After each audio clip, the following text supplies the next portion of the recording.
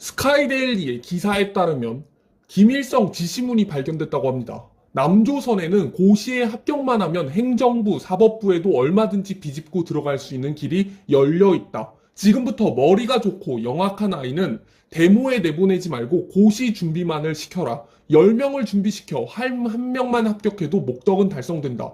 공부에만 전념할 수 있도록 물심양면에서 적극 지원해서 이 사람을 어떻게든 고시에 합격시켜 내부의 중요 문건, 중요 행정부, 사법부의 간부로서 혹은 고위직으로 올라가게 해야 된다. 이에 따라 서울의 고시원 10곳을 만들어서 1980년대부터 2010년대까지 최소 300명, 최대 1800명에게 장학금을 주면서 키워냈다고 합니다. 이 사람들이 바로 김일성 장학생들입니다.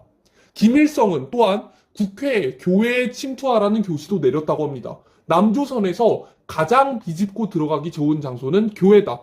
교회에는 이력서나 보증서 없이도 얼마든지 들어갈 수가 있고 성경을 열심히 읽고 헌금만 꾸준히 낸다면 누구라도 신임을 받을 수 있다며 이런 헌금 같은 것도 지원해주면서 교회 혹은 사법부, 행정부의 고위직으로 다 들어갈 수 있게끔 만들었다는 김일성 장학생이 있다 합니다. 이용희 가천대 교수는 김정일이 대남 적화의 가장 큰 걸림돌이 교회이므로 대형 교회 10곳을 죽이라는 명령을 하달했다고 합니다.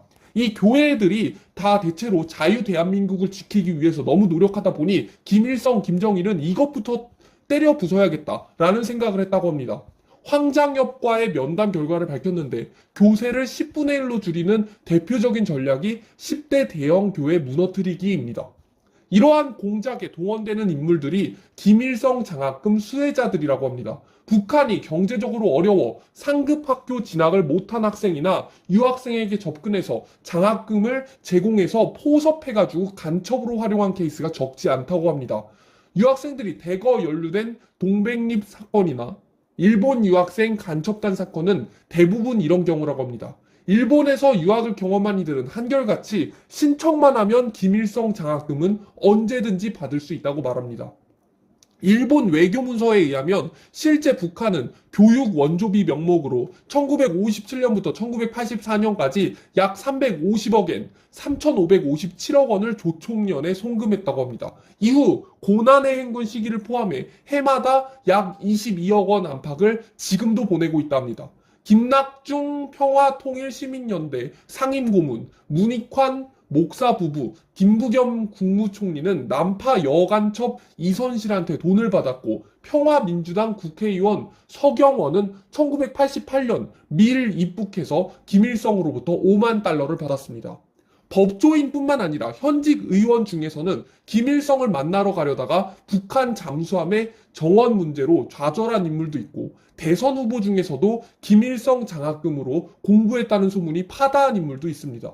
대선에 앞서 적과 내통하는 이러한 자들을 속아내는 게 정상적인 나라임에도 불구하고 현재 김일성 장학생들로 인한 나라 붕괴가 시작되고 있는 중입니다. 엄청난 세금을 투입해서 거대한 경찰, 정보 조직을 운영하는 이유는 그런 데 있는데 어차피 시간이 지나면 다 밝혀질 거라는 생각 때문에 아직까지도 전부 밝혀내지 못하고 있습니다.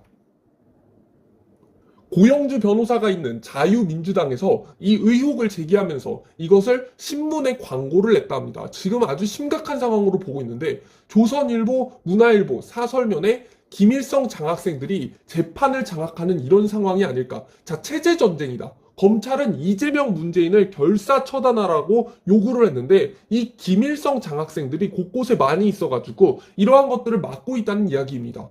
문재인도 경희대학교에서 4년 동안 장학금을 받았다고 하니까 장학금 성적도 뭔가 좀 수상하다는 의혹이 지금 나오고 있습니다. 이재명도 박원순도 사법부에 들어갔던 사람들 나중에 보니까 사법부에 들어가 재판에 종사하거나 그런 사람들이 아니고 완전히 정치 활동을 해서 대한민국 체제를 엎으려고 했던 사람들이 주로 법조인 출신이다 하는 점에서 더더욱 의혹이 불거지고 있는 상태입니다.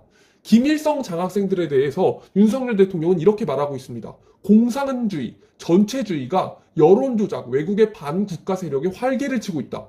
검찰은 여기 체제 전쟁의 최후 보루로서 이재명 부인이나 이렇게 지금 자유민주당이 요구를 한 상태입니다.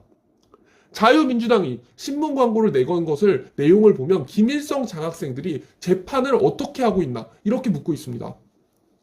상당히 충격적인 내용인데요. 합리적으로 1973년도에 김일성이 대남 공작 담당 요원들에게 비밀 교수를 내렸는데 여기에 남조선의 고등고시에 합격되면은 행정부 사법부에 얼마든지 들어갈 수 있기 때문에 머리 좋고 똑똑한 아이들을 전부 준비시켜서 다 10명 중에 1명이라도 다 고시에 합격을 시켜라. 그래서 그 수천억의 김일성 장학금이 투입이 됐다는 이야기입니다. 또한 김일성과 대남 공작원들과의 대화 내용은 더욱 충격적인데요.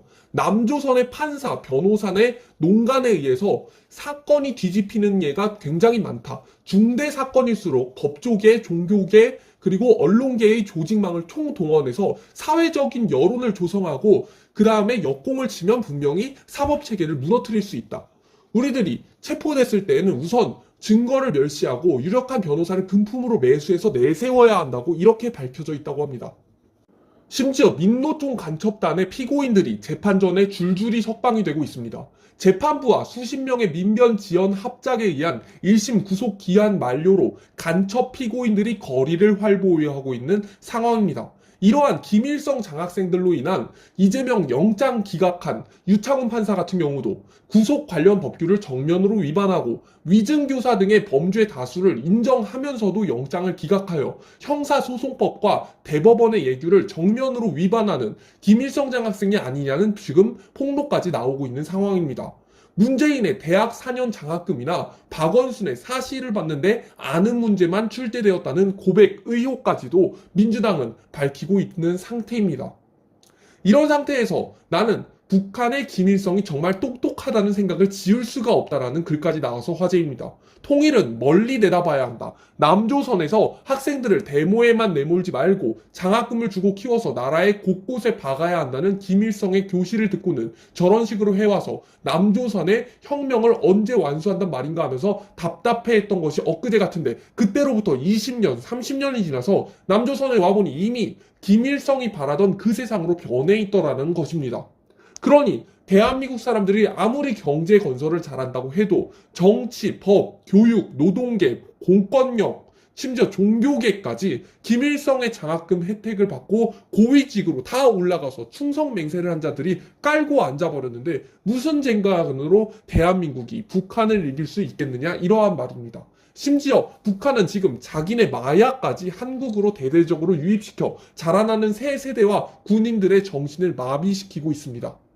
지금 한동훈 장관이 열심히 맡고 있지만 이것 또한 쉽지 않습니다. 이미 좌파들이 깔고 앉은 사법기관은 힘없는 약쟁이들만 잡아두고 돈 많은 유명 배우들은 역시 도주 우려가 없다며 풀어주고 수사마저도 점점 희미하게 만들어가는 판입니다. 입법기관과 사법기관 모두가 애국자가 아닌 자들로 채워진 대한민국의 미래가 매우 어둡다는 생각을 하고 있다고 마쳤습니다.